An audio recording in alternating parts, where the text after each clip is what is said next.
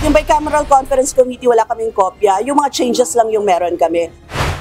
Kabilang si House Assistant Minority Leader Gabriela Women's Party List Representative Arlene Brosas sa House Committee on Appropriations.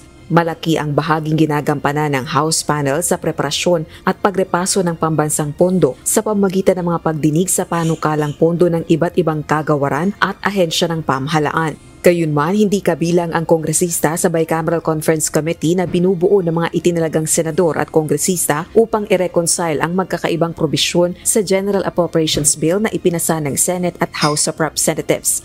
Kamakailan, inihayag ni Davao City 3rd District Representative Isidro Ungab ang nadiskubre umano nitong blankong items sa inaprubahang Bicameral Conference Committee report para sa 2025 General Appropriations Bill. Inihayag niya ito sa isang podcast kasama si dating Pangulong Rodrigo Duterte.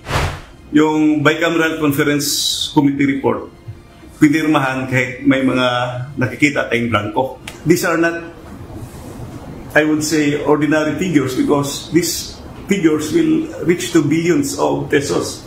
Kung isa-isahin natin, I think 13 pages pa yung nakita ko na blanco at saka pati na yun sa unprogrammed appropriations.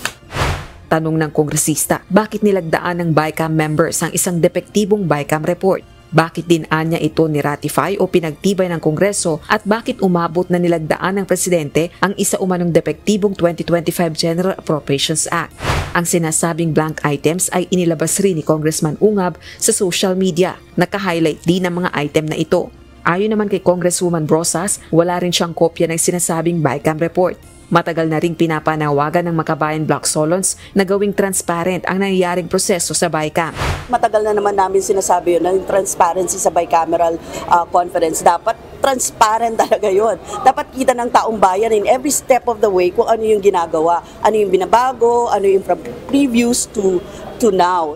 Dagdag pa ni Congresswoman Brosas, pag-aaralan nila ang issue kaugnay ng blankong items na ito. Samantala, wala pang pahayag na inilalabas ang mga kongresistang kabilang sa BICAM.